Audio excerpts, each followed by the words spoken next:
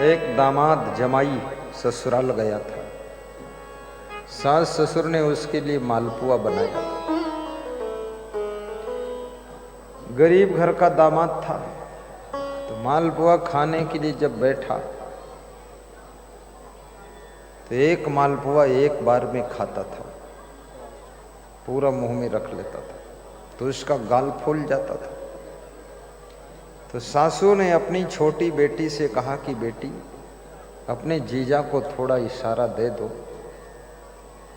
कि एक बार में कम से कम एक मालपुआ के 2 टुकड़े करके खाए तो ठीक रहे, क्योंकि उसका गाल फूल जाता। तो साली ने कहा जीजा जी, और 2 उंगली उठाया कि एक मालपुआ के 2 टुकड़े करके खाओ। तो जीजा जी ने उल्टा अर्थ लगाया कि साली इशारा कर रही कि एक साथ 2 मालपुआ खाओ। तो जीजा जी ने 2 खाना शुरू किया। अब दोनों गाल फूल जाए बंदर जैसा। तो सासू और साली ने बड़ी हंसी किया कि बड़ा मूर्ख दामाद है, इतना बुद्धि नहीं। अब 50 मालपुआ खाया, 50 अर्ध शताब्दी पूरी कर दिया। तो सासू ने कहा बेटी, इशारा दे दो अपने जीजा को कि कम से कम पानी भी पी ले।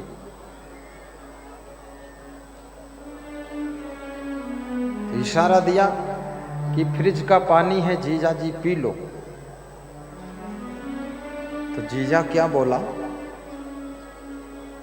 धीरे से हंसा ही और बोला कि आधा पेट खाने के बाद ही मैं पानी पीता, अभी आधा पेट भरा नहीं, तो 50 मालपुआ खा चुका।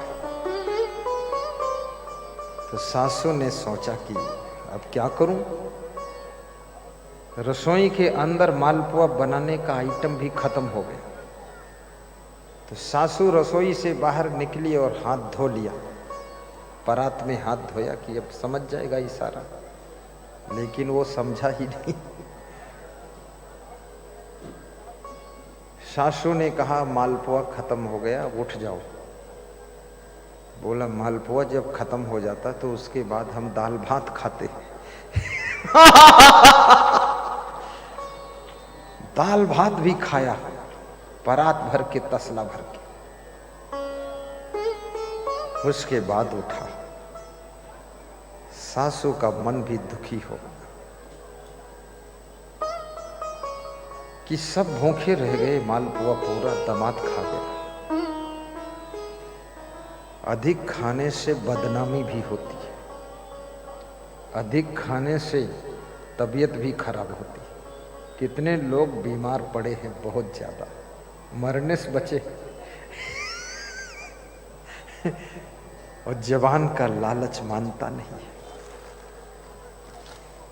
जीवा के लिए मत खाओ, जीवन के लिए खाओ। स्वाद के लिए मत खाओ, स्वास्थ्य के लिए खाओ। और पकवान हमेशा कम खाना चाहिए, और भोजन हमेशा चबा चबा कर खाना चाहिए। चिकित्सा वैज्ञानिकों का कहना है कि जब भोजन मुंह में तुम चबाते हो तो जो भोजन में लार मिल जाती है, वो लार ही भोजन को पचाती है। और जब जल्दी जल्दी खाते हो तो भोजन में लार मिक्स नहीं हो पाती है, तो भोजन फिर पचता नहीं सही ढंग से। इसलिए ज़्यादा देर तक चबाइए भोजन को और कम खाइए। यदि हार्ड वर्क नहीं है आपके पास तो याद रखना, बहुत हल्का भोजन लीजिए, उससे आपका स्वास्थ्य अच्छा रहेगा। एक तंदुरुस्ती 1000 नियामत, एक सेहत 1000 सुख के बराबर। अगर सुख पाना चाहते हो, एक तो शरीर से सुख मिलता है, दूसरे मन से सुख मिलता है। मन को समझाना आ जाए तो तुम्हारा मन बड़ा प्रसन्न रहेगा। मन को समझा नहीं पाओगे तो मन आपका उलझा ही रहेगा। और यदि अपनी जिह्वा के स्वाद पर कंट्रोल करना आ जाए तो आपका शरीर बहुत अच्छा रहेगा, सेहत अच्छी रहेगी। अधिक खाने से बुद्धि का स्मरण कम हो जाता है और मरण का समय निकट आ जाता है। इसलिए भोजन हमेशा कम खाइए।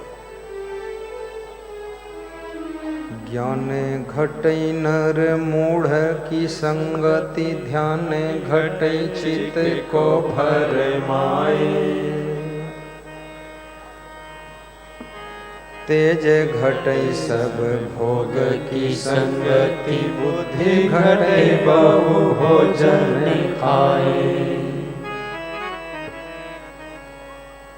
ज्यादा भोगों को भोगोगे तो आपका शरीर तेजहीन हो जाएगा और बुद्धि भी कमजोर हो जाएगी। इसलिए संसार के विषय भोगों को भी एक लिमिट में ही रहो, संयम नियम में रहो, लक्ष्मण रेखा खींच दो। और अधिक भोजन करने से बुद्धि कम हो जाती है। बुद्धि घटई बहु भोजन खाए।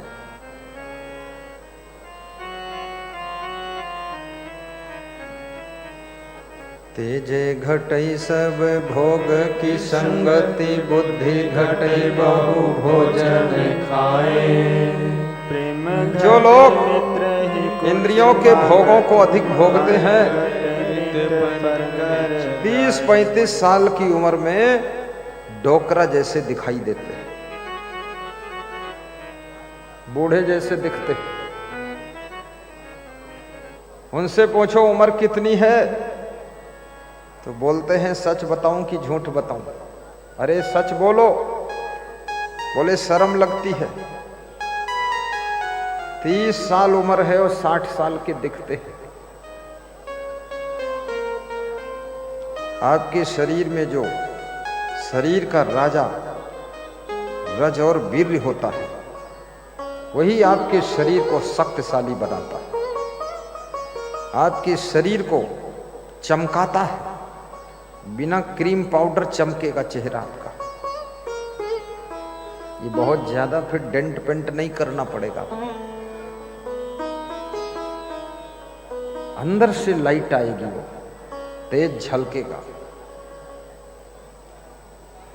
लेकिन इसके लिए भोगों पर कंट्रोल कीजिए। राजा भर्तृहरि ने कहा है कि मनुष्य भोगा न भोक्ता वय में उपभोक्ता। मनुष्य भोगों को नहीं भोगता है, बल्कि भोग मनुष्य को भोग लेते हैं। महात्मा गांधी ने कहा था कि आदमी शराब को नहीं पीता है, बल्कि शराब आदमी को पी जाती है। जापान का बहुत बड़ा दार्शनिक व्यक्ति डायोजनीस अपने मित्र के यहां दावत में गया, तो उसके लिए इंग्लिश बियर पीने के लिए मित्र ने लाकर रखा। तो इंग्लिश बियर का बोतल का ढक्कन खोल करके उसने मिट्टी में उड़ेल दिया। और जब मिट्टी में उड़ेला, बस मित्र नाराज हो गया कि इतनी महंगी शराब आपके लिए मैं लाया था, ये ठंडी बियर है, महा ठंडी बियर, आपने मिट्टी में उड़ेल दिया। तो डायोजनीस दार्शनिक ने, फिलॉसफर था, उसने बहुत बड़ी बात कही। उसने कहा अगर इसको मैं पी लेता और पीने की आदत बन जाती तो ये मुझको मिट्टी में मिला देती। उससे पहले मैंने इस शराब को मिट्टी में मिला दिया।